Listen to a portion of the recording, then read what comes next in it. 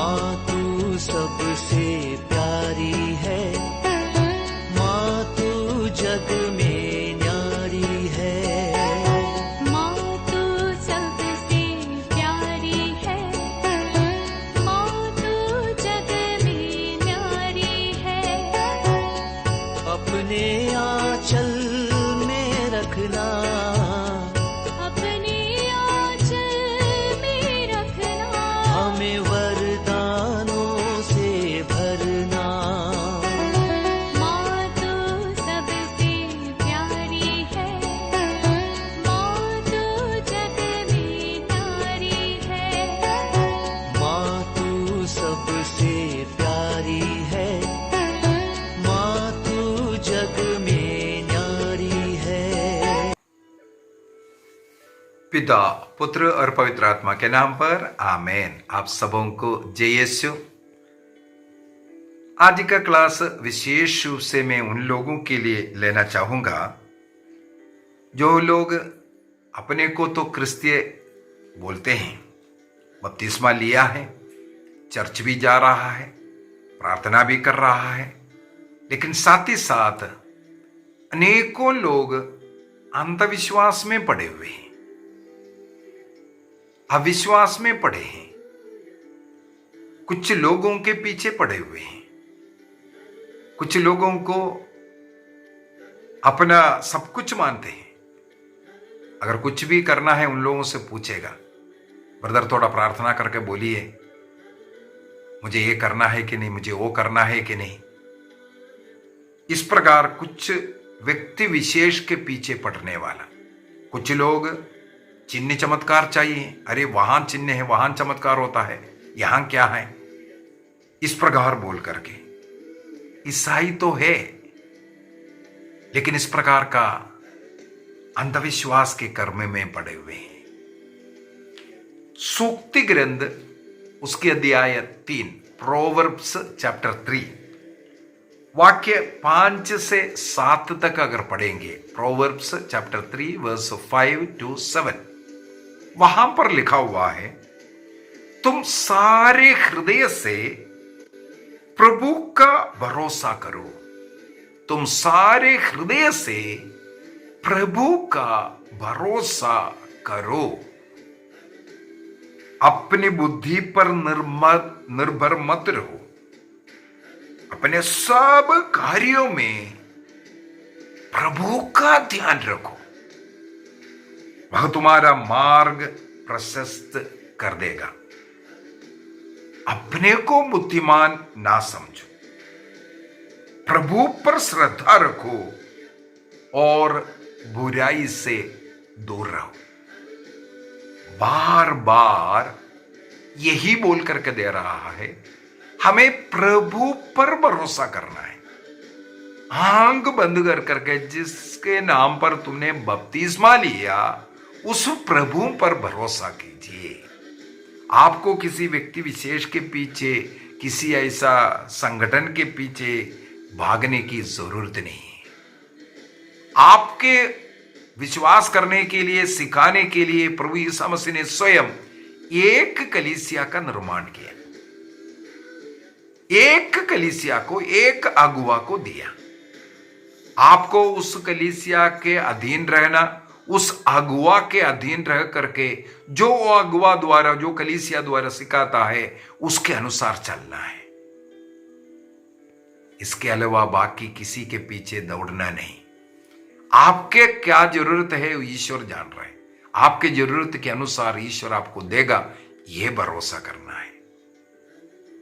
नबी इसहाक के द्वारा प्रभु ने कहा, नबी इसहाक का ग्रंथ अध्याय 41 आइज़ाया चैप्टर 41 वर्स 10 और 13 पढ़ता हूं। वहां पर लिखा है, डरो मत, मैं तुम्हारे साथ हूं, चिंता मत करो, मैं तुम्हारा ईश्वर हूं। प्रभु बोलकर के दे रहा है। इस इसहाक का ग्रंथ 41 से आगे 49 तक का अध्याय में पढ़कर के जो वहां पर अनेकों बार प्रभु यही बोल करके दे रहा है, डरो मत, डरो मत, डरो मत, मैं तुम्हारे साथ हूं। नबी इसहाक के द्वारा प्रभु यही बोल करके दे रहा है। जीवन में क्या थोड़ा परेशानी हो गया, विचलित होता है, फिर भागना शुरू करता है। किसके पास भागें, किससे पूछें? अनेकों लोग मुझसे भी फोन करके बोल रहे हैं, ब्रदर जी थोड़ा प्रार्थना करके बोलिए बोलिए। ये चिंता ही गलत है। हाँ, बाइबल के अनुसार देखें, प्रभु के पास जाना चाहिए। अन्य देवी देवता, तांत्रिक, तंत्र मंत्र, जादू टोना करने वालों से जाना नहीं, पूछना नहीं। लेकिन ये जो प्रार्थना करने वालों से भी ये पूछना, ये जानने का आपका वो उत्सुकता, ये गलत है, ये गलत है। मैं क्यों बोल रहा हूं? अनेकों लोग इस प्रकार प्रार्थना करने वाले या दर्शन मिलने वालों के चंगुल में पड़ करके बर्बाद हुआ कहानी मुझे मालूम है। अनेकों का परिवार नष्ट होने का पीछे इस प्रकार अनेकों को दर्शन मिल रहा है। अरे ब्रदर, वो फलाने को बहुत दर्शन मिलता है, वो भविष्यवाणी करते हैं, इसने वो बोला, उसने ये बोला, इतना ये करो, वो करो बोला। कहाँ ऐसे ऐसे झूठे भविष्यवक्ताओं के चंगुल में पड़ करके आप अपने को बर्बाद कर रहा है। बाइबल में प्रभु कहते हैं, तुम्हें डरना नहीं, जीवन में कुछ भी हो रहा है तुम्हारे बस अच्छाई के लिए हो रहा है। आप अपने जीवन को देखो ना, आप अपने जीवन में कहां परिवर्तन लाना है उसको देखो। अगर पाप की जिंदगी है, पाप से दूर रहो। यदि प्रार्थना नहीं है, चर्च नहीं जा रहा है, मिस्सा में नहीं जा रहा है, योग्य रीति से परम प्रसाद को आप ग्रहण नहीं कर रहा है, बार बार आप पाप स्वीकार नहीं कर रहा है, आप अपने जीवन में बदलाव लाइए, आपका सब कुछ ठीक हो जाएगा। आप स्वयं गलत जीवन जी रहा है, पाप की स्थिति में परम प्रसाद को ग्रहण कर रहा है। हर इतवार को कम से कम चर्च जाना चाहिए, प्रतिदिन जाना चाहिए। हर इतवार को तो जाना नियम है, लेकिन जाते नहीं है। बोल रहा है हमारे जीवन में सही नहीं चल रहा है, तो अपने जीवन को सही करो। मैंने एक क्लास लिया था पटरी बदलने के विषय में। जिस ट्रैक पर अब चल रहा है उस ट्रैक सही नहीं चल रहा है, जीवन का ट्रैक सही नहीं है, आप बदलिए, अपने में बदलाव लाइए।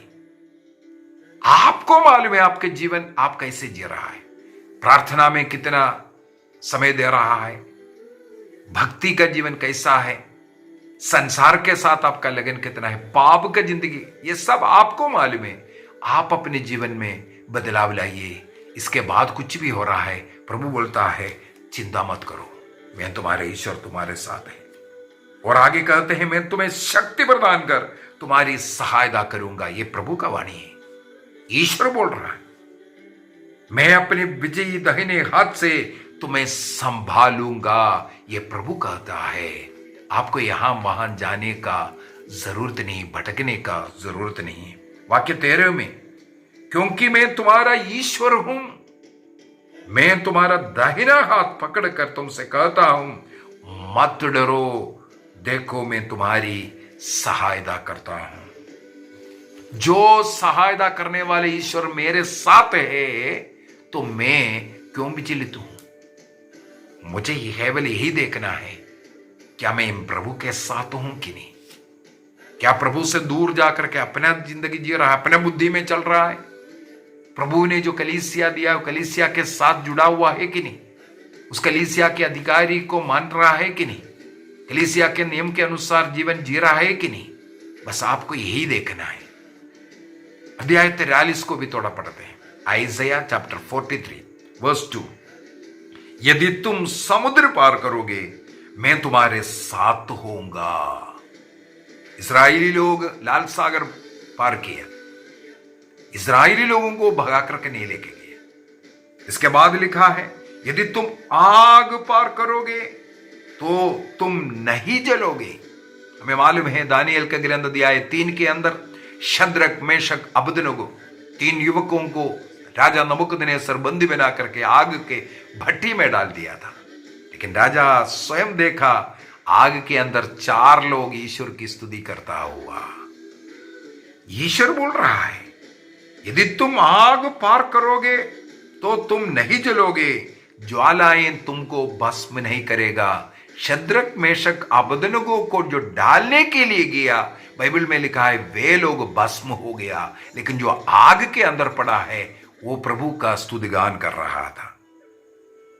उसी प्रकार लाल सागर को पार कर करके जाने वाले इस्राएली लोगों को पानी बहा करके लेके गया, लेकिन जो उन लोगों को भगा रहा था वो पीछे आने वाला फरो और उनके सेना को समुद्र बहाया। आपके साथ ईश्वर है कि नहीं, ये आपको देखना है। शद्रक मेशक अबदनोगो के साथ ईश्वर था, इस्राएलियों के साथ दिन रात ईश्वर था, इसलिए उन्हें बहा करके नहीं लेके गया। केवल आपको यही देखना है, मेरे साथ ईश्वर है कि नहीं। कब ईश्वर होगा?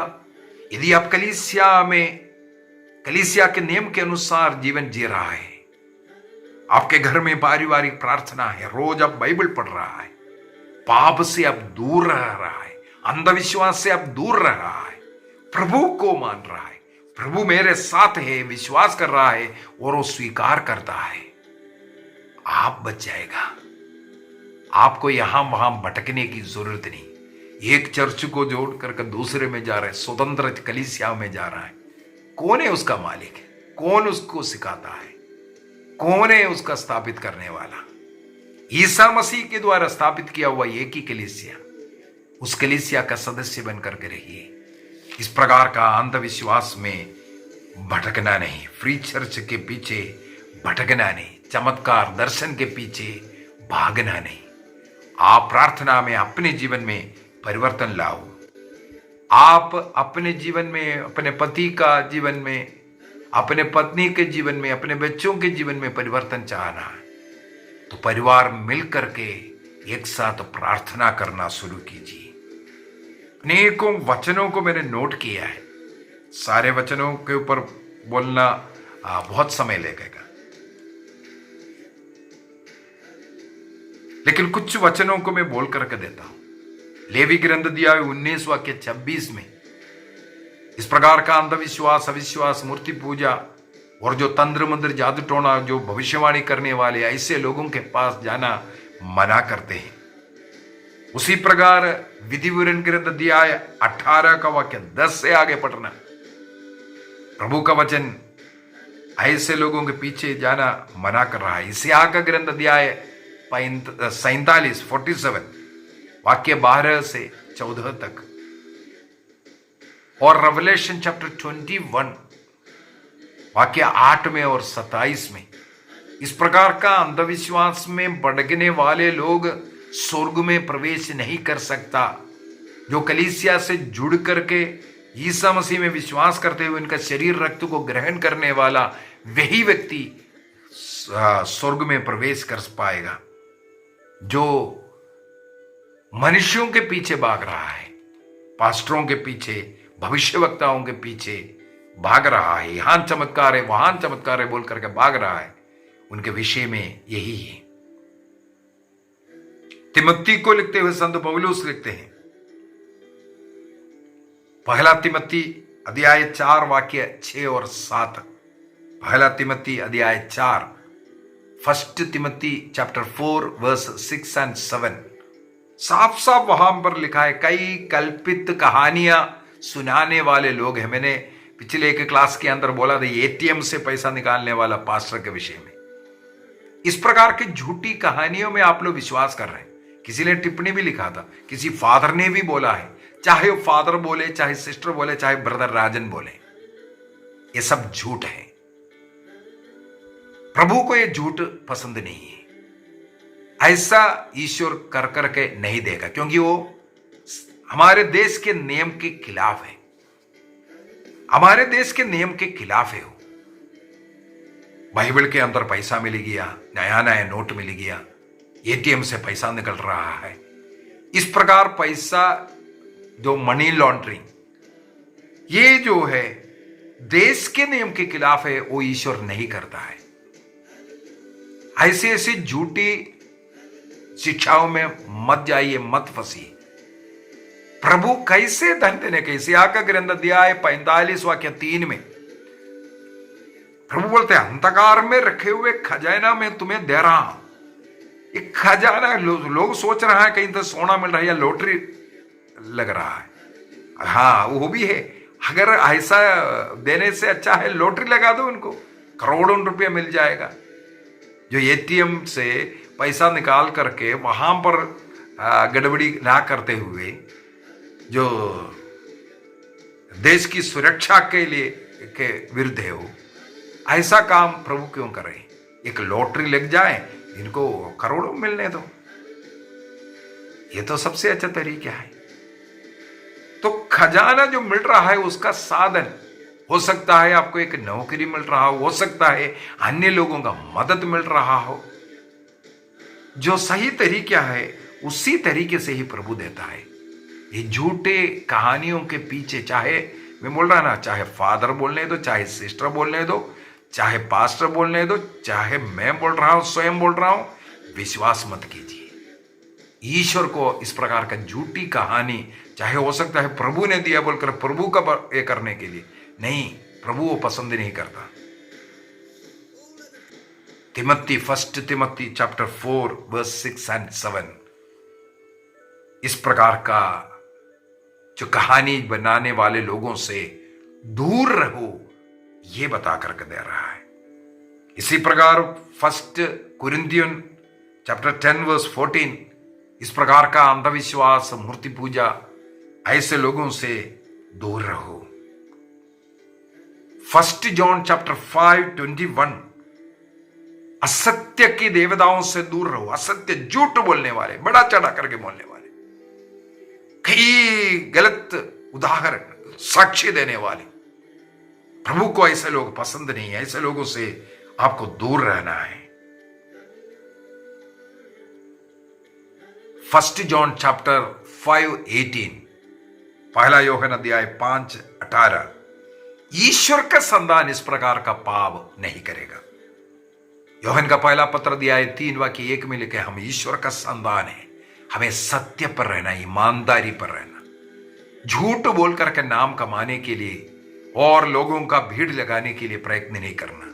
ये क्रिस्त का जो सुसमाचार का प्रचार नहीं, शैतान का प्रचार है। देखने के लिए हाथ में बाइबल है, देखने के लिए बाइबल का वचन बोल करके दे रहा है, लेकिन झूठी बातों को फैलाने वाला शैतान का सेवा कर रहा है।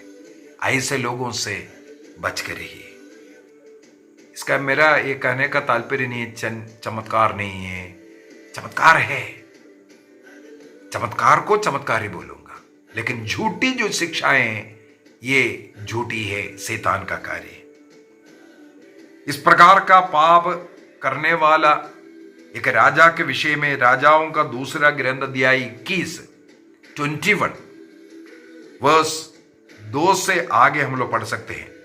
2 किंग चैप्टर 21 वहां पर राजा मनस्से के विषय में लिखा, अपने पिता के, अपने पूर्वजों के अनुसार नहीं, जो पाप का जिंदगी जीने वाला, जो कुछ राजा हिजकिय्याह ने बंद करवाया, तोड़ा, उसको फिर से शुरू कराने वाला राजा था राजा मनस्से। ईश्वर के विरुद्ध कार्य करने वाले, ईश्वर ने जो सिखाया, जिससे दूर रहने के लिए कहा, झूठ से दूर रहो, ऐसे लोगों से दूर रहो। ईश्वर ने, ईसा मसीह ने एक कलीसिया बना कर दिया, उस कलीसिया से जुड़े रहना चाहिए। जिससे दूरी रखना है उनके साथ ही आप बन रहे हो, जिसके साथ रहना है उनसे आप दूरी रख रहे हो। जो राजा मनस्से के जीवन में आगे पढ़ करके देखना, उनका हालत ना बने। उसी प्रकार राजाओं का दूसरा ग्रंथ अध्याय 1 वाक्य 1 से समारिया का जो राजा, इसराइल का जो राजा समरिया में जो रहता था, अहज्या, वो एक बार छत से गिरा, चोट लगा, वो तुरंत ऐसे भविष्यवाणी करने वाले, ऐसे बाल देवताओं के पास, भविष्यवक्ताओं के पास अपने नौकरों को भेजते हैं, पता करो मैं कब ठीक होऊंगा, मैं ठीक होऊंगा कि नहीं। ये ईश्वर को अच्छा नहीं लगा। ईश्वर ने अपना दूत नबी को भेजा, एलिया के द्वारा वहां पर घोषणा किया, तुम अवश्य मर जाएगा। वही हुआ। आगे हम लोग पढ़ते हैं, उसी पलंग से वो कभी उठ नहीं पाया, उनका मृत्यु का कारण। उसी प्रकार साउल राजा को ले लो। साउल राजा जाकर के एक ऐसा तांत्रिक के पास जाकर के, जो मृत व्यक्ति, जो सामुएल है, ये भी थियोलॉजियन का कहना है, जो तांत्रिक लोग, ऐसे लोग जैसे जैसे बोला सामुएल को जगाओ, सामुएल जैसे एक अपदूत को निकाल के ला सकता है, उस सामुएल को नहीं बल्कि एक अपदूत को निकाले। इस प्रकार अंधविश्वास में भटकने वाले और भविष्यवक्ताओं के पास जाने वाले साउल का मृत्यु का कारण वही है। इतिहास का ग्रंथ पहला इतिहास अध्याय 10 वाक्य 13 और 14 में लिखा है। First Chronicle chapter 10 verse 13 and 14 में लिखा है। ऐसे भविष्यवक्ताओं के पास जाना ही साउल का इस मृत्यु का कारण बना। हमें इसलिए बचकर रहने के लिए कलीसिया सिखाते हैं। कैथोलिक कलीसिया का धर्म शिक्षा ग्रंथ के अंदर साफ साफ दिया हुआ है, अपने भविष्य के बारे में जो आग्रह जो पूछने का, इसलिए हम वहां भटक रहा है, प्रार्थना करवा रहा है, ये सब ये ऐसा आग्रह भी पाप है करके उसके लिए हमें पाप स्वीकार करना है। कुछ लोग घरों में घुस करके ये करो वो करो करके बोल रहे हैं। कई लोग इस प्रकार में जीवन को बर्बाद कर रहा है। घर में आकर बोले आपके घर में ये भूत है, प्रेत है, ये करो वो करो, ऐसा प्रार्थना करो, सुबह 3 बजे उठो, उठना में खड़े होकर के प्रार्थना करो, तब ये होगा। आपके जिंदगी को बर्बाद करने वाले कई लोग ऐसा घूमता है। ऐसे लोगों से आप सावधान रहिए। ऐसे भविष्यवक्ता दर्शन देखने वालों से आप सावधान रहिए। योहन का पहला पत्र दिया है 4:4, बहुत ही सुंदर वचन है। आपके अंदर जो निवास करने वाला है संसार में रहने वाले से शक्तिशाली है। आपके अंदर जो प्रभु है, आप जिस ईश्वर के साथ जुड़ा हुआ है, बपतिस्मा के द्वारा आप ईसा मसीह के साथ संयुक्त हुआ है, मसीह को धारण किया, मसीह का मनोभाव को अपनाया, उस मसीह में आप रहिए। अन्य लोगों के पास भटकने से आप बचते रहिए। विधिवरण ग्रंथ अध्याय 11 में डिट्रोनॉमी चैप्टर 11 थोड़ा सा पढ़ लेता हूं। विधिवरण ग्रंथ उसके अध्याय 11 वाक्य 26 से 28 तक पढ़ना चाहूंगा। 26 to 28 डिट्रोनॉमी चैप्टर 11। देखो आज मैं तुम लोगों के सामने आशीर्वाद तथा अभिशाप दोनों रख रहा हूं। आज मैं तुम्हारे सामने आशीर्वाद भी रख रहा हूं, अभिशाप भी रख रहा हूं। चुनना हमारे हाथ में, हमारे सामने। इसका मतलब शाप भी है, आशीर्वाद भी है। कौन सा आपको चाहिए, ये आपके हाथ में। वाक्य 27 में प्रभु की जो आज्ञाएं मैं आज तुम्हारे सामने रख रहा हूं, यदि तुम उनका पालन करोगे आशीर्वाद मिलेगा। ईश्वर के नियम के अनुसार, ईश्वर में भरोसा करते हुए रोज बाइबल पढ़ो, रोज घर में पारिवारिक प्रार्थना करो, रोज चर्च जाकर के योग रीति से परम प्रसाद ग्रहण करो, कम से कम हर महीने में एक बार कम से कम पाप स्वीकार करो। इस प्रकार प्रभु के नियम के अनुसार पवित्र जीवन जियोगे, आपको ईश्वर का आशीर्वाद मिलता रहेगा। एफेसियों का पत्र दिया 1 वाक्य 3 में लिखा हुआ है, स्वर्ग का सारे वरदान आशीषें आपको ईश्वर ने दे चुका है, उसको लीजिए। वाक्य 28 यदि तुम अपने प्रभु ईश्वर की आज्ञाओं का पालन नहीं करोगे और जो मार्ग मैं आज तुम्हें बता रहा हूं उसे छोड़ करके उन अन्य देवी देवताओं के पुजारी, अनुयायी, जो दर्शन, जो चमत्कार करने वाले, ऐसे लोगों के पीछे तुम जाओगे, जो सत्य कलीसिया प्रभु ने जो दिया, ईसा मसीह ने जिस कलीसिया को पेतरुस के अगुवाई में बनाया, उसको छोड़ करके तुम जाओगे, मैं तुम्हें अभिशाप दिया जाएगा। ऐसे जीवन जिएगा तो तुम्हें अभिशाप दिया जाएगा। तो प्रभु ने हमें आशीर्वाद देने के लिए, स्वर्ग राज्य देने के लिए जो रास्ता बताकर के दिया, जो कलीसिया का, उससे जुड़े रहना, उससे भटक करके भागना, यही अंधविश्वास है। क्रिस्ती होकर के अंधविश्वास में भागने का मतलब, कई लोग बोलेंगे मूर्ति पूजा, मूर्ति रखा है, ऐसा ऐसा करके नहीं। आप ईसा मसीह के द्वारा स्थापित कलीसिया को छोड़कर, जो मसीह ने जो वचन दिया उसको छोड़ करके परम प्रसाद ग्रहण नहीं कर रहे, प्रतिदिन मिस्सा बलिदान में भाग नहीं ले रहे हैं, आप प्रभु के मिस्सा बलिदान में, प्रार्थना में विश्वास नहीं, अन्य बातों में विश्वास है, बोल रहे मेरे यीशु मसीह में विश्वास के द्वारा मुझे स्वर्ग मिलेगा, ये गलत विचार। विश्वास का मतलब है विश्वास में कर्म होना जरूरी है। आप कर्म कर करके देखो, खड़े खड़े होकर के मैं विश्वास करता हूं, ईसा मसीह में विश्वास करता हूं, मेरे को स्वर्ग मिल गया, मैंने उद्धार प्राप्त किया, ये बोलने से आपको नहीं मिलने वाला। उसका कर्म कर करके दिखाओ। कर्म के अभाव में विश्वास व्यर्थ है। कर्म के अभाव में विश्वास व्यर्थ है।